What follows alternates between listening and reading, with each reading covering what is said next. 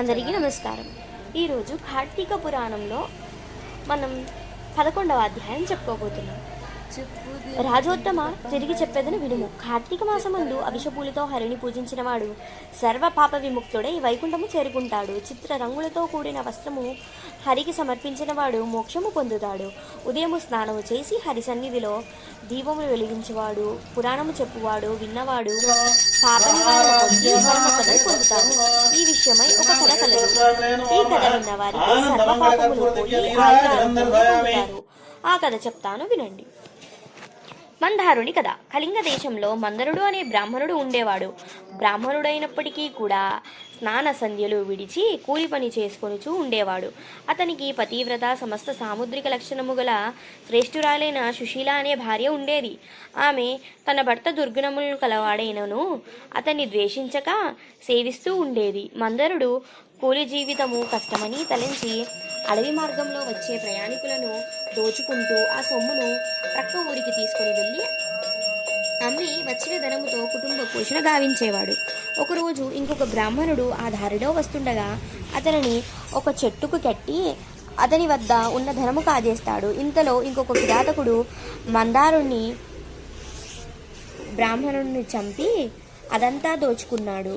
కిరాతకుడు మార్గమధ్యంలో ఉండగా ఒక క్రూర మృగము కిరాతకుణ్ణి అడ్డగించగా ఇద్దరి మధ్య పోరులో కిరాతకుడు క్రూర మృగము మరణిస్తారు. ఇద్దరు బ్రాహ్మణులు, పులి, కిరాతకుడు అందరూ చేసిన పాపఫలమున కారణంగా నరకాన్ని పొందుతారు. నరకలోకములో యమభటులు నానా విధాలుగా నరకయాతనలు పెట్టసాగారు. మందారుని భార్య సమస్త ధర్మాల్ని ఆచరిస్తూ పతిధ్యానం చేసుకుంటూ కాలాన్ని గడుపుతుండేది. ఒకరోజు ఒక యతీశ్వరుడు సుశీల వద్దకు రాగా, అతిథి సత్కారములు చేసిన మీ వంటి వారి రాక వలన మా గృహము పావనమైనది. నాకు పుణ్యలోకము ప్రాప్తించు మార్గము చెప్పమని ప్రార్థిస్తుంది.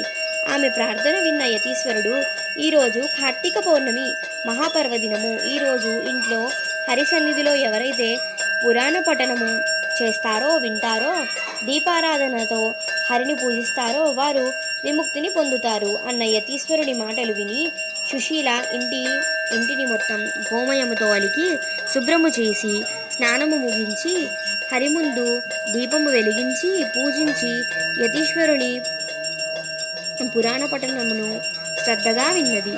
కొంతకాలం తరువాత సుశీల దివంగతురాలైంది. విష్ణుదూతలు సుశీలను విష్ణులోకమునకు తీసుకుపోయినప్పుడు మార్గమధ్యములో ఇద్దరు శ్రీమన్నారాయణ దూతల బ్రాహ్మణులు వైకుంఠం నుంచి వచ్చి ఉన్నాము. యమధర్మరాజు పాపాత్ములను తీసుకురమ్మని కదా మిమ్మల్ని పంపినది.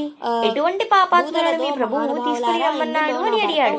అందుకు యమదూతలు, విష్ణుదూతలారా, మానవులు చేయి పాపములు, అప్పుడు యమదూతలు పాప పుణ్యములకు సూర్యచంద్రులు, ఆకాశము, వాయువు, అహోరాత్రులు సాక్షులు. వారు ప్రతిరోజు మా ప్రభు అయిన యమధర్మరాజు వద్దకు వచ్చి మానవుల పాపములు తెలియచెప్తున్నారు. ఆ తరువాత చిత్రగుప్తుని చిత్తాయందు అవి నమోదు చేయబడతాయి. ఆయా మానవుల పాపములు పొందిన వారి మరణము సమీపించినప్పుడు యమదూతలమైన మమ్మల్ని పంపి విన్నవారు మోక్షము యమపురికి తీసుకుని రావాల్సిందిగా ఆజ్ఞాపిస్తారు. కులాచారములు విడిచిన వారు, గోహత్య, బ్రహ్మహత్యాది పాపం చేసిన వారు, పరస్పరము సంగమించిన వారు, తల్లిదండ్రులను గురువులను హింసించిన వారు, జీవనం చేసిన వారు, వడ్డీలతో ప్రజలను పీడించి ధనార్జన చేసిన వారు, విన్న శుభకార్యములను చెడగొట్టువారు, పురాణములను ధారపోసిన వారు వైకుంఠానికి తీసుకువెళ్తుంది. కాబట్టి యమపాశముతో బంధించి ఈ పురాణం పోయి నరకమునందు పడవేసి వివిధ రకములైన మీరు కూడా యమ యాతనలతో వల్ల మీకు కూడా యమధర్మరాజు గారి ఆజ్ఞ మేరకు దండిస్తాము. ఈ అజామినుడు బ్రాహ్మణుడై షేర్ చేయనప్పటికీ భ్రష్టుడై వావీవరసలు లేక తల్లి కూతుళ్లను సంభోగించిన పాపాత్ముడు కనుక వీనిని యమపురికి తీసుకొని పోవుటకు మేము వచ్చితిమి. ఇట్టి పాపిని మీరెట్ల వైకుంఠమునకు